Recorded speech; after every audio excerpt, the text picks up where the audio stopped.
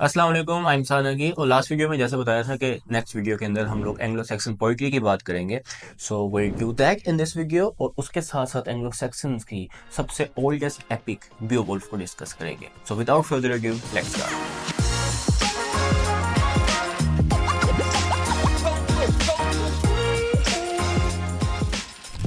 First thing first, पहले हम देखते हैं कि एंग्लो सैक्सन्स की पोइट्री किस तरह से फॉर्म में आई।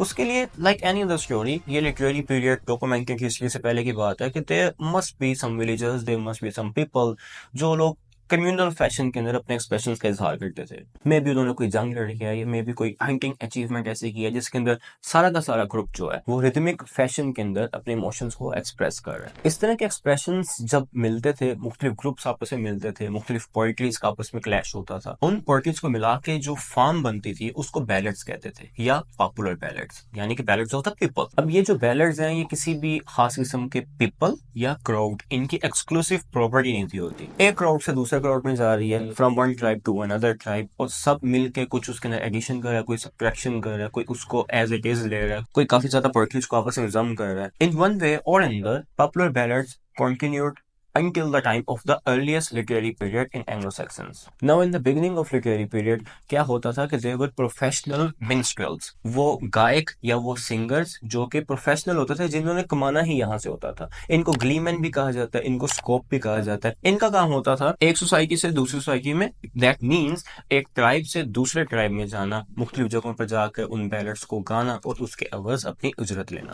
अब हम जिस दौर की बात कर रहे हैं तब ऑलमोस्ट हर पैलेस के अंदर हर किंग के पास प्रोफेशनल मिनिस्टर्स मौजूद होते थे, जिनका काम होता था कि वो आसपास की इन सारी बैलेट्स को इकट्ठा करें और मौके की मुनासिबत के लिहाज से, किसी भी किस्म की फेस्टिव है या किसी कोई एक्सपीडिशन है, तो उस मौके के लिहाज से उन बैलेट्स को गा कर सुनाएं।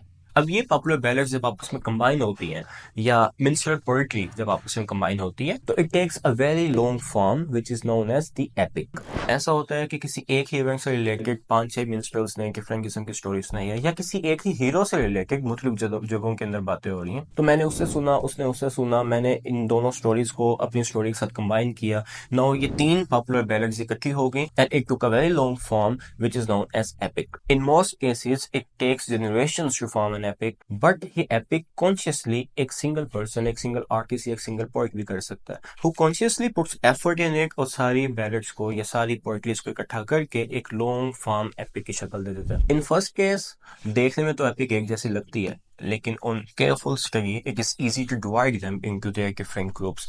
In second case it is more difficult to divide them, क्योंकि उस जिसने भी इकट्ठी की है उसने he has really put his effort into it कि वो देखने में एक ही single structure of art लगे। Now we do not have much epics from the Anglo-Saxon period, but what we do have is the epic of Beowulf, a poem consisting of about 3,000 lines. The epic of Beowulf कहाँ से आई, कहाँ से originate हुई, we don't know. ये पता है कि Europe side से हुई थी, बट स्कैंडिनेवियन है या जर्मैनिक है, वी हैव नो आइडिया। हाँ, जो करंट फॉर्म है वो 17th सेंचुरी में इंग्लैंड में आकर एंग्लो सैक्सन पीरियड के अंदर बनी थी। This story is turn without many happy things, of course. It's dark, it's somber, it's a story of a hero, Beowulf, जो अपने किंग हरोथगर को बचाता है मॉन्स्टर जिसका नाम ग्रेंडिल है उससे, एंड देन अगेन ग्रेंडिल की मदर से भी। इस अचीवमेंट के बदले में उसको उसके ट्राइब का किंग बना दिया जाता है। वो वहाँ के लोगों को बहुत अच्छे से सर्व करता है, एंड एट द एंड उसी ट्राइब को एक फायर ब्रीदिंग ड्रैगन से बचाते हुए, उससे लड़ते हुए ये भी मर जाता है। No, we do not know the real origins of Beowulf. Maybe ये जर्मैनिक स्टोरी है and Beowulf is the god Beowa, और maybe he is the son जो मिस्ट और फॉग को हटाता है और लोगों के लिए खुशहाली लेकर आता है। Or maybe he really is a real character, a human being with very great strength, जिसने काफी ज्यादा बलाओं से और वाइल्ड बेस से लोगों को बचाया। तीनों चीजें पॉसिबल है, बट सबसे ज्यादा जो स्ट्रेंथ मिलती है आर्ग्यूमेंट को, वो थर्ड आर्ग्यूमेंट को मिलती है, because may be he was a real human being. Beowulf की स्टोरी के अंदर बहुत ज्यादा रियल ट्रेसेस ऑफ हिस्ट्री भी नजर आते हैं। सो मे बी और maybe not, but the story persists, और स्टोरी के अंदर अपर क्लास, वॉरियर क्लास, उनकी लाइफ को दिखाया गया है। देयर इज अ पैलेस जहाँ पे किंग बैठ है, उसके सारे ट्राइब्समैन हैं, उसके जो लोग उसके करीब हैं वो लोग हैं जिनको गिफ्ट्स मिलते हैं एंड एवरीथिंग।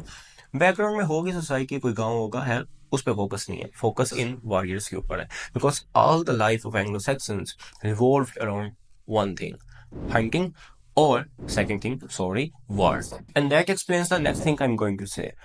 स्टोरी ग्रीम में as mention before it has a somber effect, एक डार्क टोन है, बहुत ज्यादा हैप्पी या चीयरफुल किस्म की पोएम नहीं है, एंड दैट इज बिकॉज के फोकस ही वॉरियर्स के ऊपर और उनके अचीवमेंट्स के ऊपर है. So the story is all about that race which is trying to assert itself in the Anglo-Saxon period. And no matter इस पोएम को कितना भी क्रिस्टियनाइज कर लिया जाए, इस पोएम के ऊपर कितना भी इंग्लिश इफेक्ट डाल लिया जाए, we cannot look over the fact that the major force in this epic is Wird, the Germanic fate.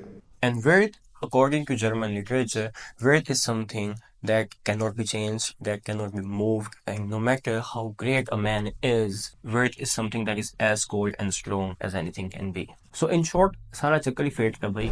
Literary point of view से poem is not much of a masterpiece. Literary grace या literature से related structures को देखने के लिए ये poem कोई बहुत कमाल किस्म की मिसाल नहीं है, और हम इन चीज़ों के लिए इसको पढ़ते भी नहीं है, because the poem is more dramatic than being clear. हम इसको पढ़ते हैं इसके ड्रामेटिक इफेक्ट की वजह से, and because of the fact that it is the oldest Anglo Saxon epic there is. And when you read it, इतनी barbaric nature और टोन है इस पोइम की कि पढ़ते हुए आपको ये अंदाजा कम ही होता है कि ये poem has gone through a long long time of poetic development. And Beowulf seems like a hero that is present in every culture. And that is all about Anglo-Saxon poetry and the story of Beowulf. अगर आपने video ध्यान से देखी है तो सबसे पहले हमने डिस्कस किया एंग्लो-सैक्सन पोएट्री को, कैसे पॉपुलर बैलेड्स फॉर्म में आती हैं, मिन्स्ट्रेल पोएट्री क्या होती है, और मिन्स्ट्रेल पोएट्री किस तरह से कंबाइन होकर फॉर्म ऑफ एपिक इख्तियार करती है. उसके बाद हमने एपिक ऑफ बेओवुल्फ को डिस्कस किया, थोड़ा सा उसके लिटरेरी पॉइंट ऑफ व्यू से देखा, कुछ हिस्टोरिकल पॉइंट ऑफ व्यू से देखा, एंड मेनली वी डिस्कस कि उस पोएम के अंदर क्या चीजें डिस्कस हुई हैं, मतलब उसका कंटेंट और उसके origins. Then we got to know कि इस पोएम के अंदर विर्ड या फिर फेट का क्या स्टेटस है और किस तरह से वो चीजें अभी तक कैरी ऑन होती हैं हमारी डेली लाइफ के अंदर. फाइनली वी डिस्कस कि लिटरेरी पॉइंट ऑफ व्यू से the poem is not a masterpiece, but we read it because of its dramatic effect and artistic glory. Next video में इंशाल्लाह ताला हम बेओवुल्फ को प्रैक्टिकली स्टडी करने की कोशिश करेंगे, मेनली इसकी पोएटिक वर्ड्स फॉर्म को चेक करेंगे. Thank you for watching. I see you next time.